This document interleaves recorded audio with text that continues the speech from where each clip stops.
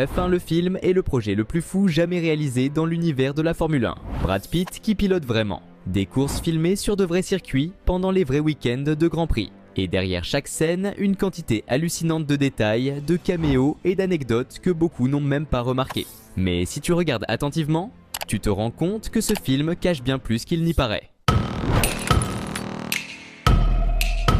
Cela peut sembler évident, mais appeler un film simplement Formule 1 a nécessité plusieurs mois de négociations juridiques. Liberty Media, qui détient les droits commerciaux de la Formule 1, protège farouchement sa marque. Pour utiliser ce nom comme titre officiel, la production a dû signer un contrat de licence unique en son genre. C'est la première fois dans l'histoire que le nom Formule 1 est accordé aussi clairement à un projet cinématographique. Ce qui signifie une seule chose, ce n'est pas juste un film sur la Formule 1, c'est le film de la Formule 1. Ce n'est pas une simple fiction agrémentée de quelques scènes de course. Ce film est un pari monumental. 2 ans de tournage, 200 millions de dollars de budget et un accès sans précédent aux coulisses de la Formule 1. Brad Pitt tourne dans les paddocks aux côtés des véritables pilotes, escortés par de vrais mécaniciens jusqu'à la grille de départ. Ils ont filmé pendant de véritables week-ends de Grand Prix.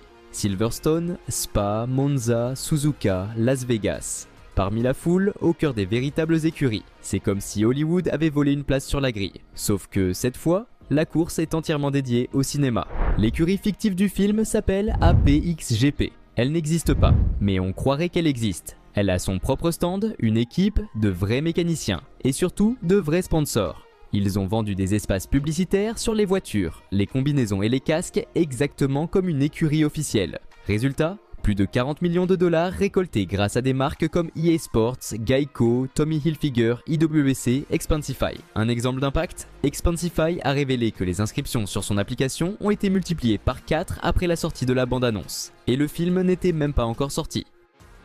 Au début, Red Bull ne voulait rien savoir. L'équipe craignait qu'un film coproduit par Lewis Hamilton ne favorise trop Mercedes. Mais Kosinski, Pitt et Bruckheimer sont passés voir chaque écurie une par une. Rencontre privée, promesse de neutralité et une règle d'or. Aucun team ne jouera le rôle du méchant.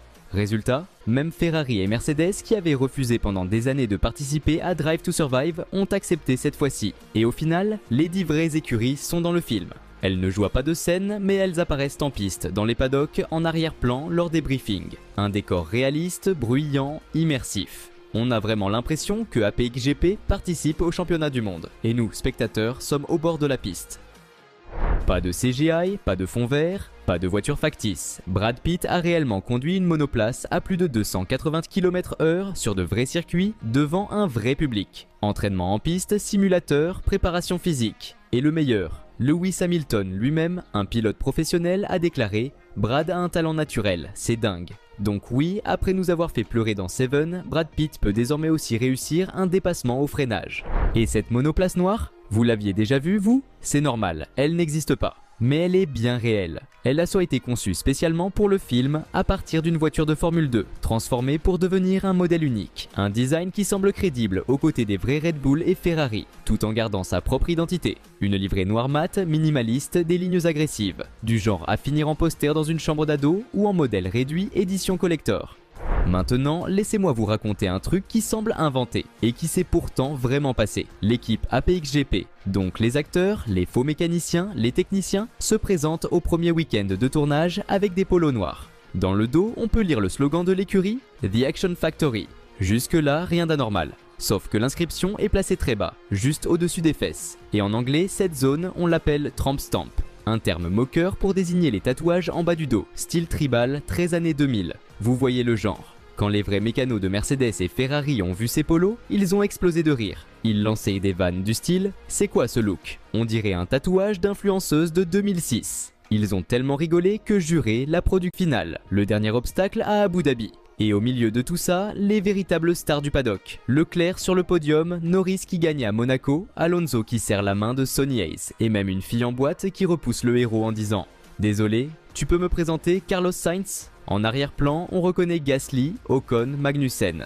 Ce ne sont pas des figurants, ce sont vraiment eux, en chair, un os et un casque.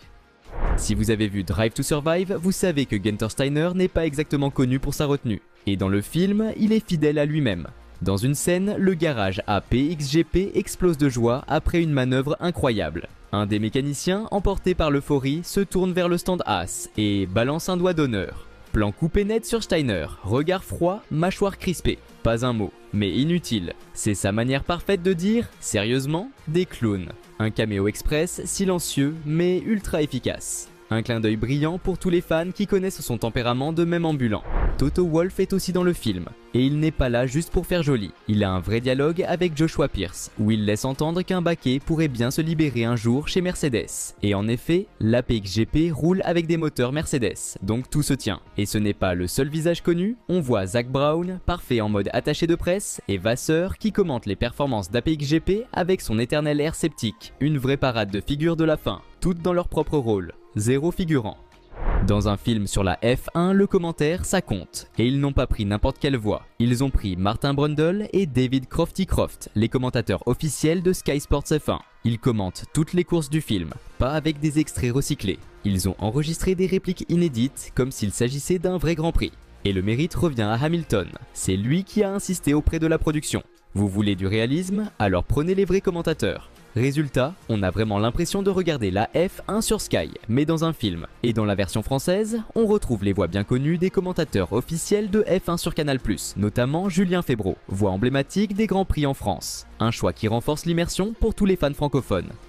Pour tourner F1 le film, l'équipe a dû inventer la technologie. Ils ont créé 25 micro-caméras 4K. Conçu spécialement pour le projet, de la taille d'un briquet, mais avec une qualité d'image digne de l'IMAX. Et ce n'est pas tout. Ils ont fabriqué des véhicules de tournage modifiés, équipés de 16 objectifs synchronisés. Même Fast and Furious n'est pas allé aussi loin. Et dans certaines vraies monoplaces, ils ont même caché des iPhones modifiés pour filmer en RAW 4K. Tu te souviens de la scène où Sonny Hayes provoque une voiture de sécurité pour aider son coéquipier? Ce n'est pas juste un rebondissement hollywoodien, c'est une référence directe au célèbre Crashgate de 2008, quand Piquet Jr. s'était volontairement crashé pour avantager Alonso. Dans le film, personne ne le dit clairement, mais on comprend. Et puis, il y a le drapeau bleu. Hayes laisse passer son coéquipier seulement au virage 6. Tu sais pourquoi? Parce que Hamilton a dit lui-même au scénariste: si tu veux perdre le moins de temps possible sous drapeau bleu, c'est là que tu laisses passer. Littéralement, c'est lui qui a écrit cette ligne technique. Dans le film, on apprend que Sonny a couru dans les années 90. Contre qui? Senna et Prost. Sonny est bien un personnage fictif, mais il porte l'héritage d'une légende inachevée. Un ancien prodige qui n'a jamais percé. Un talent oublié. Et ça se ressent, dans ses dialogues, dans son regard sur le paddock, dans la colère qu'il ressent envers un monde qui a continué sans lui. Un peu Lauda, un peu Schumacher version comeback. Plein de cœur, plein de regrets. Et maintenant, à l'aube de la retraite, il a encore une dernière course à disputer. Et derrière tout ça, l'un des noms les plus lourds de sens, Lewis Hamilton. Il ne s'est pas contenté de prêter son image, il est producteur exécutif à travers sa société Dawn Apollo Films, et son rôle a été tout sauf symbolique. Il a lu chaque version du scénario.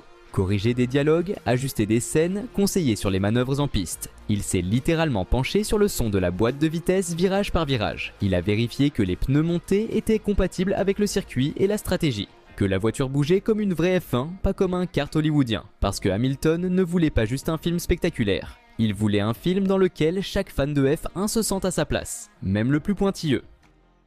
Et voilà, c'était les anecdotes que vous ne connaissiez pas sur F1 le film. Dites-moi en commentaire si vous aviez repéré certains de ces détails, ou s'il y en a qu'on a oubliés.